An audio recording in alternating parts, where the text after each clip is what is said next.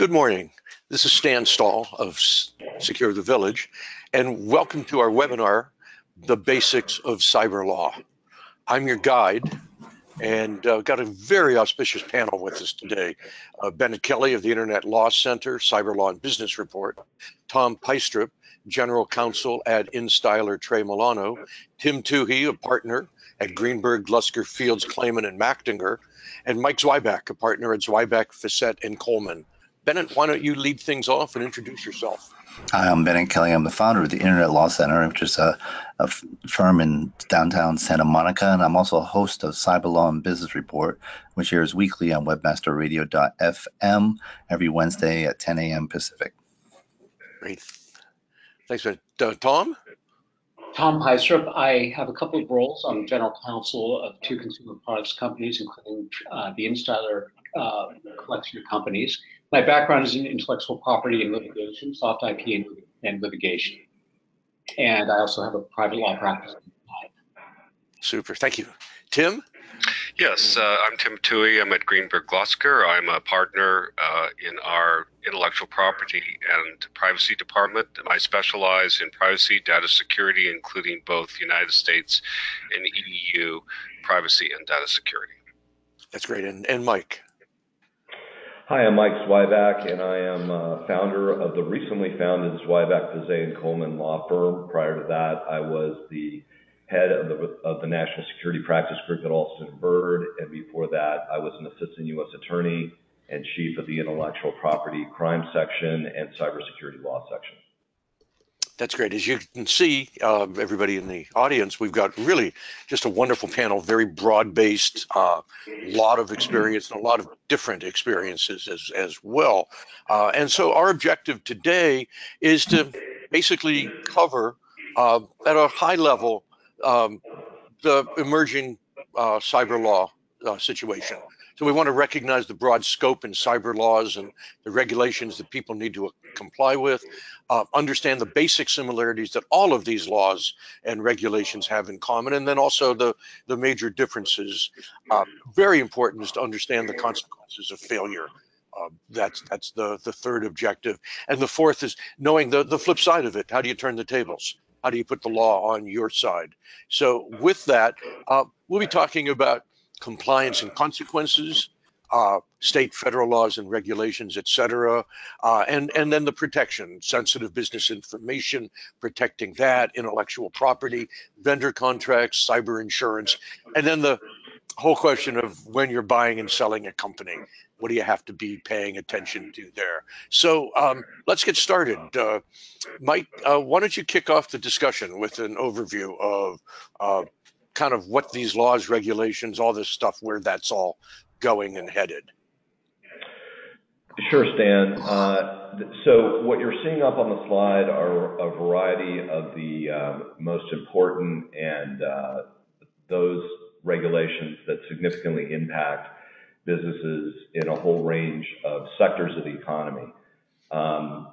They're too sort of extensive and vast to go into each and every one of them. But I think that there are some significant points that each of us who advise companies and those in an in-house capacity need to be aware of. First of all, your breach disclosure laws at the state level are rapidly changing and evolving. There are now breach laws in, I believe, 47 jurisdictions. I'm sure shortly we will have all 50 covered. The California Civil Code is usually considered to be the standard with respect to breach disclosure information and requirements. And of course, we also have the New York State regulations on financial service companies, which has had a significant impact on companies in the financial sector.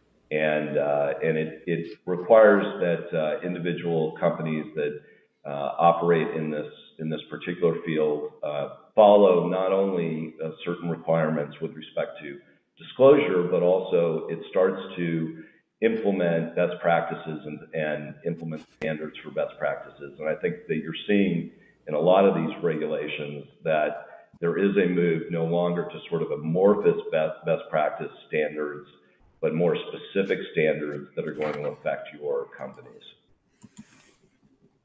Very good. Who wants to jump in and kind of pick up the ball on that one? Yeah. Well, I think there are a number. The data breach is very important, and I believe South Dakota just passed a law, so we're at 49 or 50 at this point. Yeah, I've heard 50. Yeah, and so it's becoming the law. The California law has been a model in two ways. One, it became a model for other states to follow, but it enabled the debate about cybersecurity to happen because we were now learning about these breaches for the first time because of the law. The second thing, when I say it's a model, it really is. It has a template for how data breaches are to be disclosed, and other states have largely followed that. I think one of the things to point out is that the data breach law relates only to a category of personal information as defined in these laws. It doesn't apply to other sorts of private information or proprietary information. And the other thing is that a lot of these laws in the United States are called sectoral laws because they relate to a particular sector. They are not general, comprehensive, apply to all categories of information, particularly as they pertain to privacy. So there are some exceptions to that, particularly with the FTC, which does regulate, or is potentially regulates, a large swath of the economy for unfair and deceptive trade practices. But as we'll see in Europe, things are quite different. I think we can. Go ahead, Tom. Bennet? No, go ahead. I was just going to say we can probably divide these up into broader categories. We can think of the statutes. The company should always be thinking about the statutes that apply, typically state and typically relying on or referring to breach notification. Then we also have the specific regulations that may be in place, often at the federal level, but sometimes at the state level, as we see in work regulations. And often that applies to a specific specific businesses or business industries. And we should also be thinking about our industry, our trade, who are best fit, from which best practices may be inferred. So, and I just wanted, I'm sorry, Tom, I just wanted to add one thing with respect to the section and enforcement, and I'm curious as to other people's thoughts on this. I mean, a lot of clients still, even now that we're several years into breach notification, don't really understand that while they are a victim, certainly because they have been victimized and their information has been stolen, the enforcement entities, the FTC, the State Attorney General, certainly the PCI entities, they are there to scrutinize every aspect of how you conducted your breach notification, what types of standards you had in place, and they're going to look at every aspect of your information security policies to determine what your standard was at the point in time that the breach occurred. And so you're going to be investigated as to how you handled it and what you had in place. And if you're a public company, you're also likely to have a securities lawsuit over whether or not you had adequately disclosed your risk. And so, yeah, it just compounds itself. And but the FTC has, in the absence of any national legislation, and the FTC through enforcement has been able to kind of set benchmarks for what is, sufficient or adequate data security because of their broad mandate to regulate anything that's unfair or deceptive in interstate commerce. I should add that may also apply to private companies as well. Private companies with investors who may feel that they did not have the risk adequately disclosed to them. So when we step back then from the specific, there's HIPAA, there's Gramm-Leach-Bliley, and so on, not looking at it as attorneys, but looking at it as practitioners, which is kind of the perspective I take. I'm seeing that all of these regulations, all of these laws, at one level or another, seem to hinge around 7 things: senior management being involved, the presence of policies, the control of information, certainly training of staff, awareness training, and so on, management of third parties, a formal, rigorous IT security management component, and then having incident response business continuity plans. Talk a little bit about how the laws and regulations fit into these kinds of requirements? Yeah, maybe starting with you, Mike. Well, I think what you're seeing is that senior management especially can no longer sort of rely upon outsourcing this to their IT, to their CIO or CISOs, and believe that the implementation of proper information security policy and management is simply going to be implemented through those mechanisms. Too often we're seeing in breach scenarios that while the information security side of the house may be implementing very sound information security policies, you may have a situation where, for example, the HR side is not fully integrated into that practice, and you see disconnections in the senior level management. And so I think what the regulations are trying to do is say, look, everyone has ownership over proper information security. And that's what certainly we preach with respect to the companies that we advise. Mm-hmm. Yeah. Other thoughts on that? Well, we're seeing in the New York regulation something that is much more prescriptive, that really is calling out the details of what a security program should be, which provides some guidance to the entities that are regulated. Generally, the preference in the U.S. has been for something like a kind of negligence standard, what is reasonable under the circumstances. But now you're getting some best practices that are being actually spelled out, which I think is, for some industries, quite welcome to have a little bit more meat on the bone as to what they need to do, because it's reasonable is a word that lawyers like to use, but it doesn't necessarily translate in many executives' minds to specific action items. Yeah, the one thing I often focus on is it has to be a company-wide response to addressing these problems and minimizing the risk, and that the biggest risk factor that you can mitigate doesn't cost a lot of money in terms of getting hardware or consultants. It's recognizing that your greatest risk comes from your own employees. Someone clicking a link on an email they shouldn't. I mean, it turns out, you look at John Podesta, he clicked on a link and it's changed history. But, and the Sony hack, it was basically someone clicked on a link that gave access to the Sony information. And it's so just educating your workforce on how to be smart in today's cyber world is worth, as much as, high-priced consultants and any hardware you may get. And I want to echo that with respect to Bennett's comments, because I think what we see too often is we see a lack of understanding of the importance of the data that companies are entrusted with from consumers. And that, to me, is a failure of top-level management to train employees to understand how to maintain and store and properly handle this information. In other words, this needs to be a management priority. It needs to come from the top. Needs to from the top down. Management needs to emphasize that this is a priority, and it just needs to be at the forefront of everyone's mind. You don't need to be completely paranoid about it, but it's definitely something that folks should be thinking about. Yeah, that's what you're saying. In some ways, is a pointer to the very first webinar we had in the series. This today's being the fourth. That first one was on the importance of leadership in cybersecurity and talks so much about culture change. So for those of you who are listening who've not had a chance to see that very first episode, I encourage you, I invite you back and take a look at it, because what you're all saying just confirms the perspective we had in that first webinar, the importance of leadership, the importance of culture change.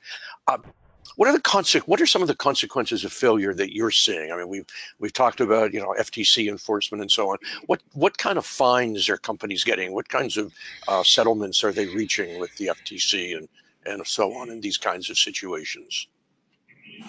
Well, the FTC, it's kind of a one bite at the apple scenario, to the extent that they enter a consent decree with you, and then if you breach the consent decree, then you have fines, which can be substantial.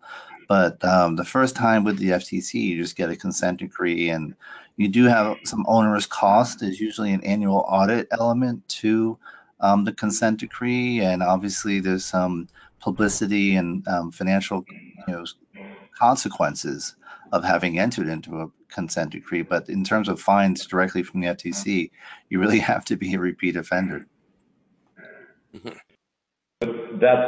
Fines are much more common with respect to the state attorneys general. I can tell you anecdotally that a couple of recent cases where we had situations with smaller companies, and this is something that I can't emphasize enough. I mean, a lot of the more mature companies, intermediate companies, they can withstand fines. But if you're looking at a smaller company where you may have less than 10 employees and you're looking at fines upward of $300,000 to $500,000, that could actually shut a business down. And we had to negotiate, very, very aggressively with them to basically beg them not to shut the business down. I will tell you that in California, that is not their intent, but unfortunately, that could be the collateral consequence. So for some businesses, the fines that are being imposed by the state attorney general could result in the business absolutely being shuttered. And of course, there's always the possibility of private lawsuits, although plaintiffs' lawyers have not yet found, I think, the golden key for those lawsuits. They often are a major distraction and cause enormous expense as they're brought as class actions, typically against companies who have experienced major breaches, such as Yahoo, Home Depot, and the like. So that is an expense, and it may not be recoverable. It can be under insurance to some extent, but it's an expense, distraction, and bad publicity for the major offenders. Yeah. Certainly. If I could add just one point, one thing the FTC has been doing recently is they've been doing a road show in a lot of the startup hubs, Silicon Valley, Austin, some other places, and start with security. And for a lot of startups, they focus on their initial business concept, try to get it launched, and kind of along that move fast and break things ethos, and then security comes after. And they're trying to explain to startups that there are consequences of that. Not thinking of security, not thinking of privacy as part of the design, leads to you to having to be in a reactive mode. And you don't want to be in that mode, getting a call from the FTC, which is interesting because the caller ID just says U.S. government, and that's a daunting prospect to be in. And they want you to think about it from the start, and then you won't be getting that call. Well, and people are coming up with these great gadgets, and they think about the wearables that seem to make our lives easier. But we need to understand that these are also, these are devices that rely upon the internet, which means that they rely upon the internet, that they're subject to security concerns. And we don't have to look very far. You look at the internet camera denial of service attacks that occurred with Dime, and how internet cameras are now being scrutinized for security. And all of these various different enforcement agencies are looking at these particular devices to see whether or not best practices were considered at the front end of the development of the product, as opposed to what they're trying to do now. Yeah, and I'll jump in on that, as having earlier in my career been a security software engineer. We knew back in the 1980s even that you had to build security into whatever you were doing in technology. You couldn't plug it on as an afterthought at the end of that process. I want to move on a little bit. In part, Tim, it goes to what you talked about with the New York regs being proscriptive this way, which is different. In a sense, they've defined this is what you must do for security. Other laws, HIPAA has the security law or the security piece to it, the regulation, but a lot of the details are left to the attorneys and the practitioners to figure out, all of which leads to the question of what constitutes reasonable security. We have the California data breach report from 2016, I'm sorry, when Kamala Harris, now Senator, was the Attorney General, and she identified the Center for Internet Security's 20 controls as reasonable security, claiming in that document the failure to implement all the controls that apply to an organization's environment constitutes a lack of reasonable security. And I'd like to get your take on that, what that looks like to you, how this infuses your discussions with your clients.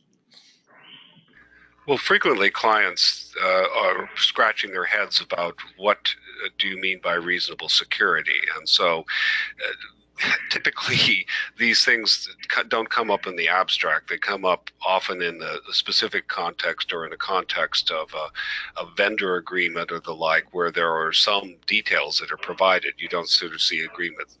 You do see some references to commercially reasonable security under the circumstances, but then the question always comes back: what does that mean? And from my point of view, it was welcome that the Attorney General at least pointed to a source that I could refer my clients to as something that they can take a look at and see if those controls are appropriate. I think the danger is, of course, that these things get sort of placed into stone, and it becomes something that is not looked at as it should be in a dynamic way as to whether these are really necessary for certain organizations. So, I mean, it was a welcome event to have some specific guidance that was given for this, perhaps, and it's helped in the discussion. It's not the end of the discussion, however. Good point. Good way to describe it.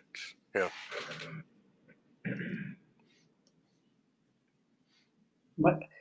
I may be a bit of a contrarian here, but I kind of like commercially reasonable security, at least in things like vendor agreements, because the alternative is to get some 6-page addendum filled with details that are impossible to fully satisfy. Hence, one could find oneself there. If there is some kind of issue, the company could be found liable, whereas otherwise the company could fulfilling a commercially reasonable security standard. I'm actually going to line up on Tom's. Yeah, I'm going to line up on Tom's side on that one. I prefer the reasonable standard. I think that I think that there is a danger of these standards not sort of being specific to the industries that may be affected by these, and I think a lot of times you have standards that are not necessarily in line with the way that your business operates. So I would prefer more flexibility. I just prefer that management implements actual controls at a very early stage.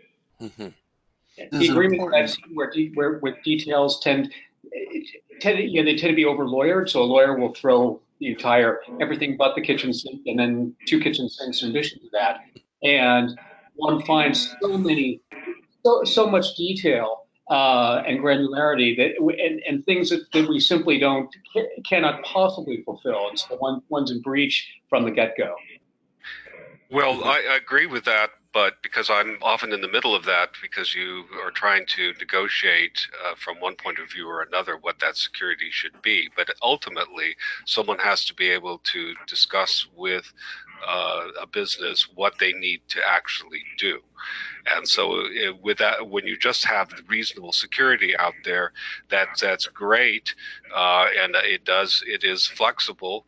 But someone has to, at some point, sit down and speak to businesses and tell them what they actually have to do.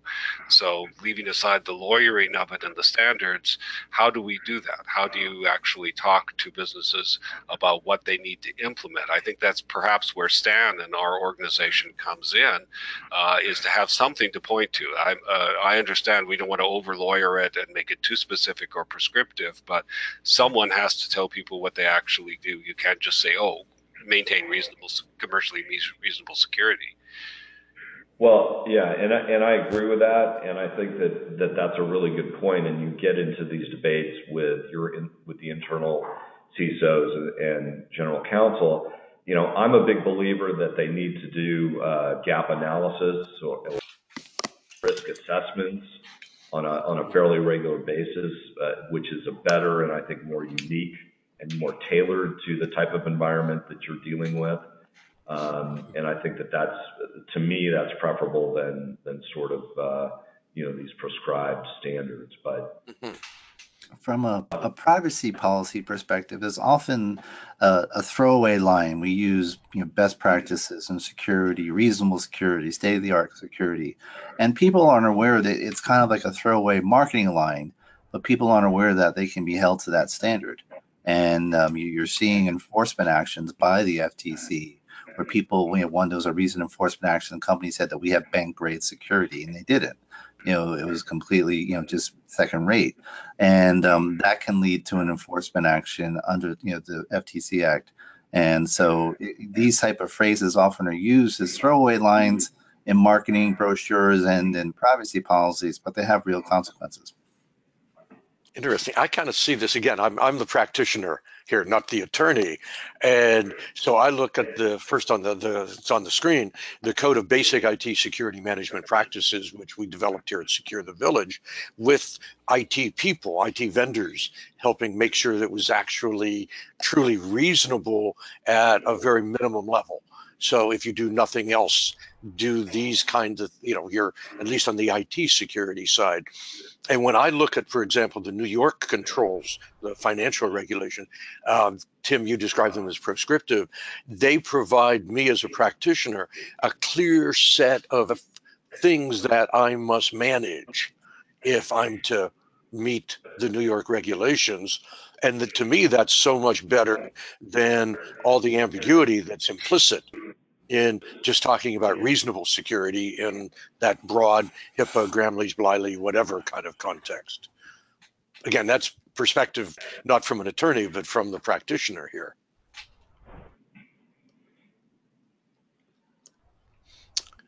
So let's go on to the next slide and kind of pick this one apart then. And this now shifts the discussion to privacy. Obviously, the big piece of privacy is GDPR right now. We get GDPR in this month now comes into play. Tim, you want to give us a brief overview of that? Sure. This is a hard one to be too brief about, but I will attempt. GDPR is the European Union's general data protection regulation. And why should we be concerned about that in the United States? Well, for several reasons. This applies to any company which targets consumers, which are called data subjects in the European Union. So what we're finding is that many companies who have sell through to Europeans from the United States are affected by this. But even more, it also affects those who process data of European data subjects in the United States. So many software as a service companies and other vendors are finding that they can fall within the extraterritorial effect of the GDPR. And what's different about the GDPR is that it is a general data protection regulation. It is based on the fundamental right of privacy that exists in the European Union.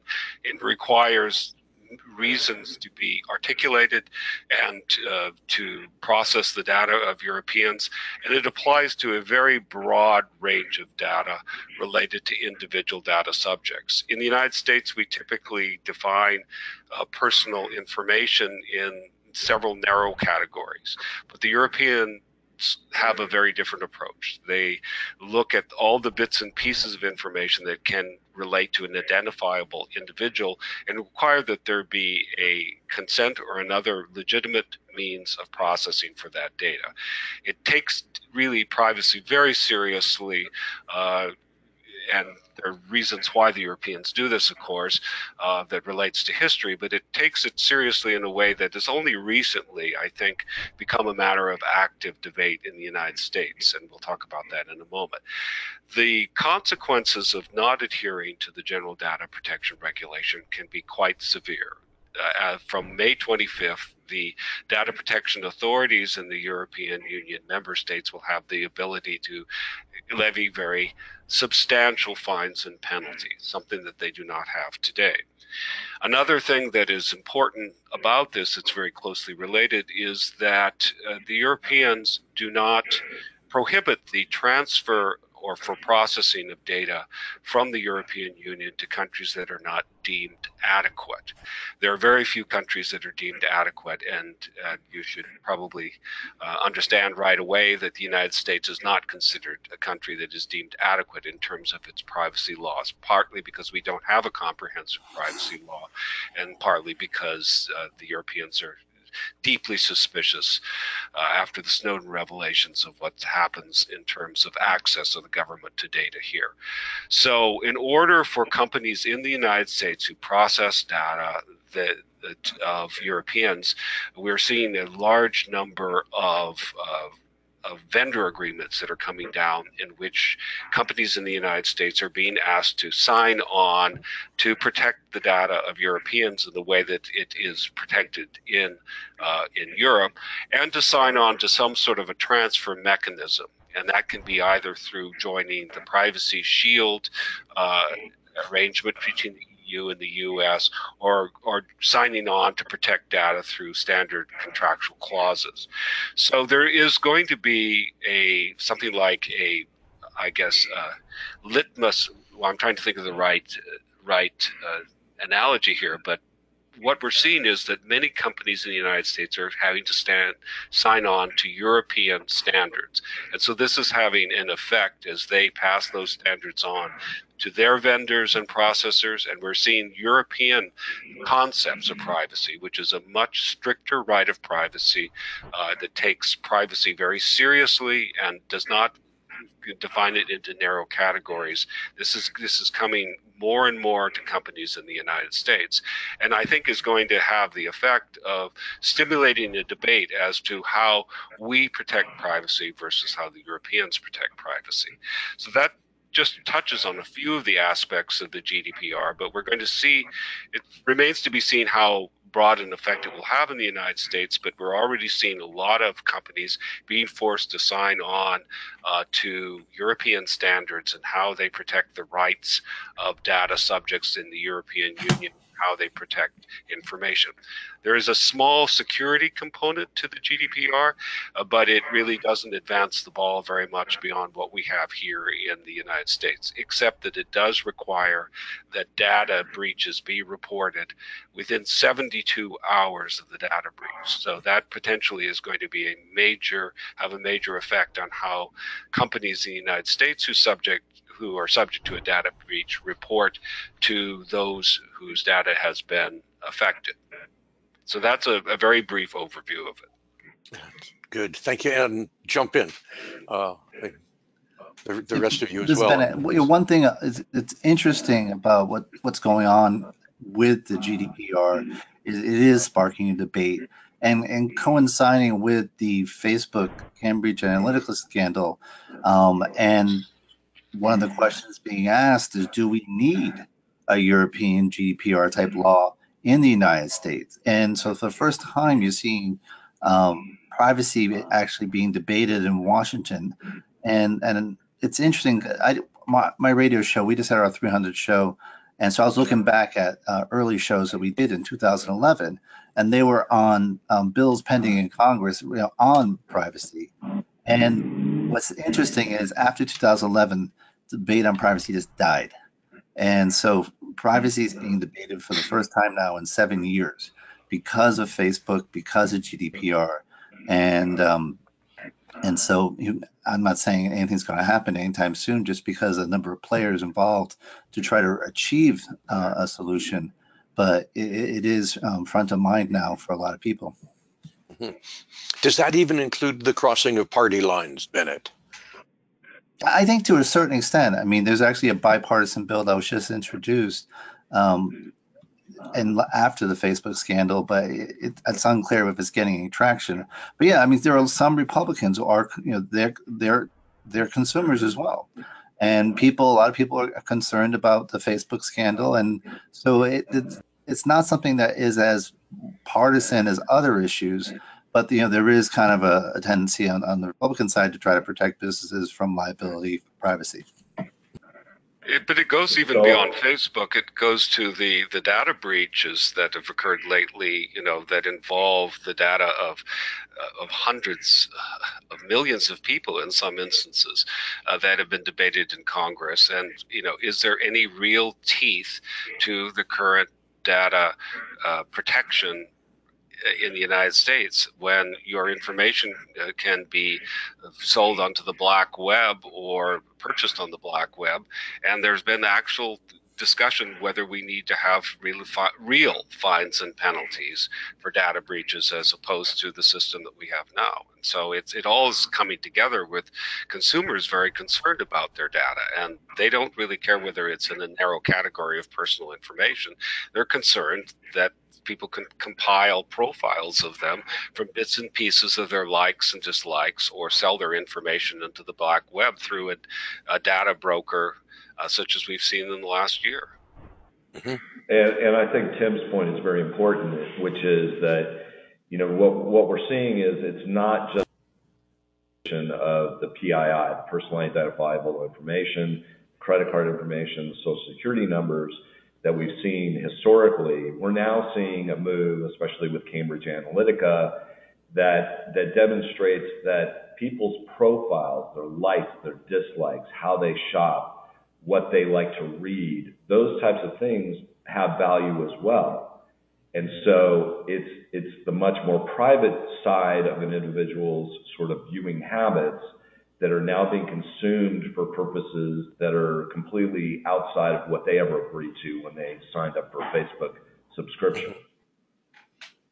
Isn't there a fundamental tension here, though, that really goes to the business models that each of these companies employs, and it gives us a chicken and the egg problem? Consumers may be concerned about disclosure of their privacy, but are they concerned enough to pay Facebook $20 or $30 a month for Facebook services? Are they so concerned that they're willing to pay Google $30, $40 a month so that they can find everything on the internet, so that they can find a map to get home and save a couple of minutes when they drive home, and so on? And I think the jury is out on that. I think that these consumers have been conditioned to the idea that everything is free and should be free on the internet. And when we go with that assumption, these companies are going to have to make money somehow, and it's by, in part, through advertising, and advertising somehow involves increasing disclosure or availability of personal information. I wouldn't necessarily say disclosure, as well as release of personal information, the information that could be considered private. A couple of years ago, there was a UK game company, I think it was called GameStop. They did an April Fool's joke. Obviously, the lawyers had a little too much time on their hands, and they changed their terms and conditions for April Fools. And you had the option of opting out of the terms and conditions, and they would give you £5, $10. Or if you didn't opt out, you actually granted to them in perpetuity an option to purchase your soul for eternity. Which they then had this elaborate mechanism where they could exercise that option with flaming letters on your lawn. But the point is, even with the option to get $10 by opting out, only 12% of the users did. In other words, you're saying they took they turned down the money. Or 12% of the users took the money, mm-hmm. And the other 88, have sold their soul. Sold their soul. Yep. I think there are a lot of Facebook users who've done that for free. But I guess is I understand Tom's point, but I think that the need for transparency, this is going to come perhaps not from a popular uprising of Facebook users, but perhaps from regulators. I'm waiting to see what the FTC is going to do about this situation, because Facebook has been dinged before. So this time they have the possibility of really ding through a consent decree, but now they have the possibility of coming in with an actual fine or penalty. And I think that the European pressure here is going to force changes in these organizations, of the big social media organizations, because they are the ones who are in the radar of the European regulators. Facebook has been for many, many years. It's led to some validating an entire transfer mechanism to the United States of data, the safe harbor. So I think we're going to see whether people are willing to put up money for a service or not. We're going to see changes here that are forced by regulators in the European Union that are going to have effect in the United States. And also the FTC, I think, is going to come in here because it is a bipartisan issue. There's now a full slate of commissioners, I think, at the FTC. Yes. And I suspect that they're going to act on the Facebook situation. It's not going to come from Congress, that's for sure, because it was clear. Mike, your mic just went out. Oh, there you go. I was just going to say that I believe that it would have to come from a regulator like the FTC and not Congress, because it's clear that Congress does not understand how Facebook even functions. And that's a shame, because taxation, I hate to sound too libertarian about this, but taxation would seem to be one of the simplest mechanisms to get to this and force companies to adjust their business models. That is by increasing taxes on use and transfer of private information. Interesting. It's definitely going to be difficult to see a point where we have people voting with their feet. I think Tom's point's well taken, but at the same time, there is a growing sense of, I guess, maybe disquiet about what is going on. And the example I would give is Tim Berners-Lee, the founder of the World Wide Web, last month or 2 months ago published an announcement that now over 50% of the world is hooked up to the World Wide Web. And the second sentence was, given what's going on now, will the other half want to? Not whether we can achieve it, but will they want to? And I thought that was striking. Mm-hmm. Yeah, fascinating. Let's go on. Let's move on from this topic. Now, change the subject, turn the tables, if you will. Shift the discussion from, okay, we've got to comply with this or that or the other set of rules. Now, what are the rules that we want to negotiate to protect our organization and our information? So it turns around. Now it's looking at things like sensitive business information, intellectual property. How do we protect it? We, a company, a nonprofit, a small business, a mid-market business, a Fortune 100 even. Tom, you want to start this discussion with your emphasis on IP? Tom, your mic's... Sorry about that. The gardener's gone crazy with the leaf blower. Part of it, company has to look at all of its relationships, both its internal relationships, which includes your employees, and you also need to look at your external relationships, your dealings with all of your vendors. Your dealings with your employees, you need to have proper contractual relations in place, as well as ongoing training.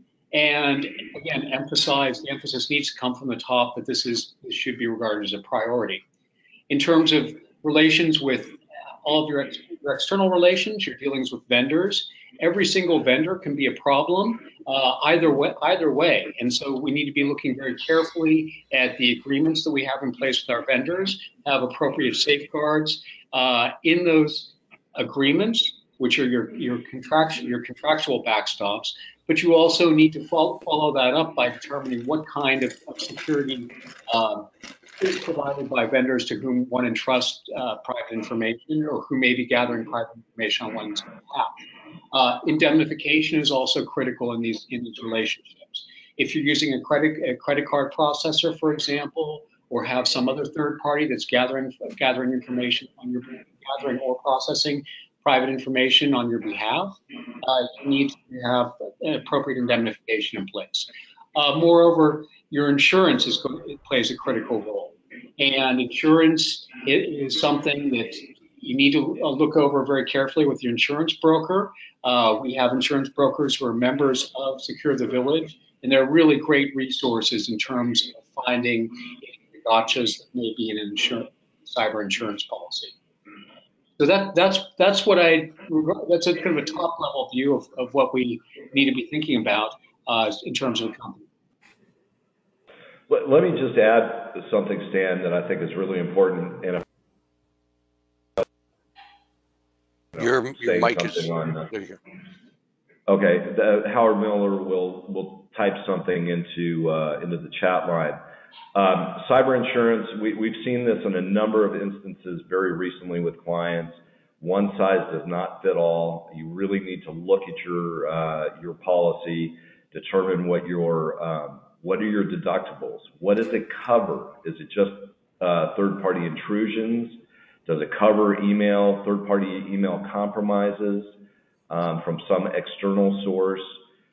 What does it provide you with in terms of your incident responders? Does it guide you to specific incident responders? Do you know who those people are?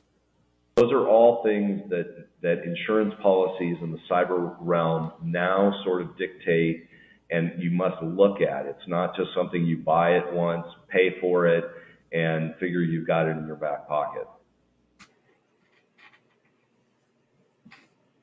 Yeah, that's one of the things I've seen, again, is from the operational side, making sure that the terms and conditions of a policy are actually feasible. I once reviewed a policy that would only cover cyber breaches, crimes, things like that, if the policy holder kept their systems 100% patched. And as a practitioner, I've never seen a system with everything 100% patched. It's nearly impossible to achieve, and it would definitely interfere with the business, running of the business, where IT to be that aggressive at patching. So, like, to me, that's, again, one of those things that when one's looking at cybersecurity insurance, and you're the attorneys, you're used to paying attention to the devil being in the details this way. But it's certainly the case that you need that really rigorous review of cyber policies. That's part of what we see. What you're pointing to is that not everyone needs to be an expert on cybersecurity, all of your attorneys and management, but they at least need to be conversant in the issue of cybersecurity. Yeah. The other thing is that the threats are evolving, so that not every policy is really meets the current threats that are prevalent. I mean, you think of ransomware or good old-fashioned fraud, convincing a company to send money to sort of an entity overseas because someone has impersonated the CEO or CFO. Those sorts of threats, you have to think of what is the threat landscape like out there? How is it evolving? And will my costs, my downtime be covered? Will I be able to recover money that is transferred out? There are many different factors that you have to look at and see what is realistic for your type of business and what kind of threats that you face. Mm-hmm. Yeah. So let's look at this question then.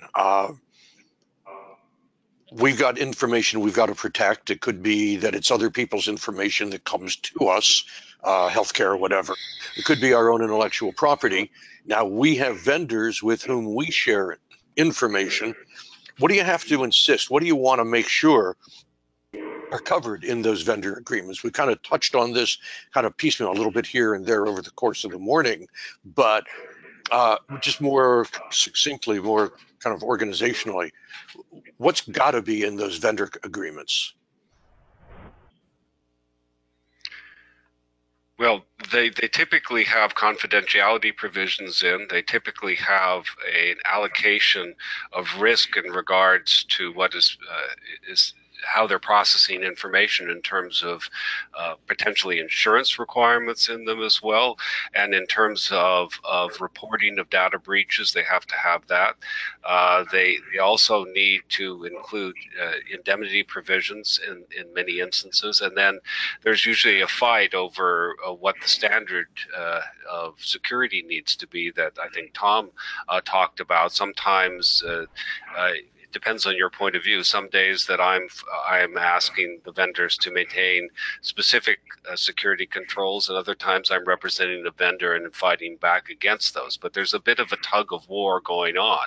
But you have to also make sure that that your vendors have the potential of being audited in the event that their security is found lacking, that they consider the sensitivity of information. Sometimes you want them to segregate the information if it's highly sensitive, and generally you want to avoid having a weak link in the chain. And so there's often a tug of war back and forth. And I represent both vendors and companies who contract with vendors, so I've seen it from both points of view. But it's, again, the devil is in the details, and there's often a fight back and forth as to what that should be. You should be very concerned about a vendor that just will sign anything that you put in front of them. That makes it easy, but it often means that they have not really thought through what's going on. And Tim makes a good point, because what's going on now with, I'm reviewing a lot of HIPAA vendor agreements, and now you have GDPR vendor agreements. I think it's going to spur an increased awareness and sensitivity to it. And hopefully by having to sign all these agreements, companies are reviewing their practices and having a discussion with their lawyers, with their IT people, to make sure that this is something they can really sign on to. One of the things that, go ahead, Dan, I didn't mean to cut you off. One of the things I'd like to mention is that this comes up all the time in confidentiality agreements and in provisions within confidentiality provisions within larger agreements. There's often a vanity aspect where one side wants to make these obligations mutual. And we should always understand that there's a purpose, there's a real purpose to these confidentiality provisions. And whenever you create, you have to be careful about making these obligations mutual, because you don't want the company to be burdened by a bunch of obligations that are really unworkable. On the other hand, you need to strike a balance and make sure that your vendor is complying with appropriate, with the appropriate standard of care. So it's not, that often folks will say, I have all this confidential information, you need to protect all my information. That is often overstated, and we need to be cautious about incurring unnecessary obligations on the company's part. Mm-hmm. Let's finish this section with a brief discussion of when you're involved in a merger and acquisition on either side of the table. And again, there's both sides of that. What are some of the kinds of things you want to pay attention to? Well, obviously, you want to be thinking about what kind of exposure. If you're acquiring a company, and you should be thinking about this both sides. You want to be thinking about what kinds of data the company may be maintaining, and what kind of exposure that company may have, because you could be buying a lot of exposure that's unnecessary and certainly undesired. And we certainly saw this in Yahoo, the Verizon Yahoo acquisition. That's a perfect example of how a company could be acquiring a lot of liability that they don't necessarily want to have, and that brought the price way down, as we all know. Yeah. You see a lot of legacy systems in companies that are being acquired that may have very serious security vulnerabilities in them. You may not fully understand what information, what very significant personal identification information exists within those systems. So it's critical for an acquiring business to go through the network and to provide a very thorough network assessment and security assessment of where the acquired company is with respect to their network and how they've segregated very critical information. And two things that also come up. One is, can you show the history of your data, how you got it, And did you have consent to get that data? That's coming up, and being able to document that you have the right to use that data is becoming increasingly important. And then one thing that GDPR is stimulating is a discussion about how long do you hold on to that data. GDPR really wants you to hold on to it only as long as you need it, whereas a lot of tendencies with U.S. companies is to hold on to data forever. And Bennet, there's also the issue of whether you can transfer the data under the GDPR potentially, so that it's not considered something that is under the GDPR that you can just freely transfer to anyone who's not going to undertake the same responsibilities as the entity that originally collected it. So there's going to be issues there, and those who process the data too can't just simply sort of pass it on to another party to do sub-processing without making sure that they follow through on the same effect. So I think the GDPR again is going to have this effect, a reverberating effect potentially through how companies respect the data and minimize it and do all the things, because you have to be responsive to the data subjects who may have complaints or inquiries or even want the data erased. The so-called right to be forgotten could play into this. And Tim is pointing to a really important point about the GDPR, namely the legal protections that we usually think about, the contractual protections, the indemnifications. Those don't necessarily protect you from GDPR exposure, GDPR liability. Okay, fascinating. We're pretty close to being out of time. Any final thoughts you have before I kind of wrap it up? I'm hearing a lot of GDPR, kind of that's the 800-pound gorilla on its way. The 25th. Yeah, the 25th. Yeah. But it's probably not going to be the end of the world immediately, but because it'll take a while for the data protection authorities to start paying attention to it. But it's worth thinking about, because I think it may be a sea change conceptually. I'm not sure that every company is going to be subject to fines and penalties by any means, because they're limited resources. But it's a new way of looking at the world. It's been coming for some time, and it may have a bigger effect. Not the end of the world, but I think it's an opportunity to think constructively about these issues and what's important. I think a little maybe less dystopian, not the end of the world. It's the beginning of a new world where privacy takes on a new meaning for us. Yeah, and we haven't even talked about the fact that under GDPR, every company has to have a DPO, a data protection officer, and that person is the person with respect to responsibility for all aspects of GDPR. Fines, even possible jail time under certain circumstances are real prospects under GDPR that the DPOs are really going to be in the crossfire on. Interesting. That's for anyone that's regularly processing or collecting substantial amounts of data, and it's unclear exactly what that means. It's probably not the incidental person who sells a few garments to people in the European Union, but it's going to affect a very, very broad number of companies. And CPOs are one of the fastest growing members of the C-suite.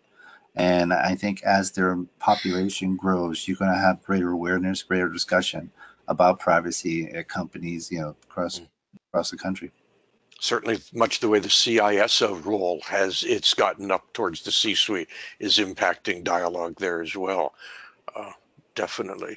Well, let me thank all four of you for just a fabulous discussion. Let me move on to where we're going next. Next month, June 7th, we'll be talking about information security policies and standards. And you can register at SecureTheVillage.org. My guest will be a mystery surprise. We'll have that available somewhere in the next week or so. We'll get that out to everybody as well. This is part of our webinar series designed to provide management guidance, practical, real-world, how-to, and actionable. They The webinar series ties into the Secure the Village resource kit, which is available off the Secure the Village website. Our webinars are the first Thursday of each month at 10 a.m. Pacific. Here's the calendar of all of the webinars we've had so far. We said this is our fourth, the basics of cyber law. June 7th, we'll have information security policies and standards. And the the schedule is laid out through January of 2019, when we'll have a more focused discussion on cyber risk and insurance, more focused in the touching on it that we did today. Secure the Village, our whole intent is to turn people and organizations into cyber guardians, able to navigate through the security challenges, the privacy challenges that we have. We have our monthly webinar series, executive focus groups. We have our resource kit, the Code of Basic IT Practices, which we touched on a little bit today, and then community-based programs. Actual events not on the internet, but out in the, quote, real world, both for businesses, organizations, and also for the broader community and so on. For more information, here's contact information for the panelists and for me, our phone numbers and our email addresses. Feel free to reach out to any of us. As you can tell, we've got a certain passion for cybersecurity and have a real commitment to helping the community make things happen. I mean, the people you've been listening to today are all on the Secure the Village leadership panel, and they're just an illustration of the kind of quality that the panel, the Leadership Council, represents. So I encourage you to reach out to my panelists and take a look at the Secure the Village website as well. With that, I want to thank everybody for attending, and with that, we are adjourned. Bye, all. Bye. Thank you, everyone. Thank you. Thank you. Thanks.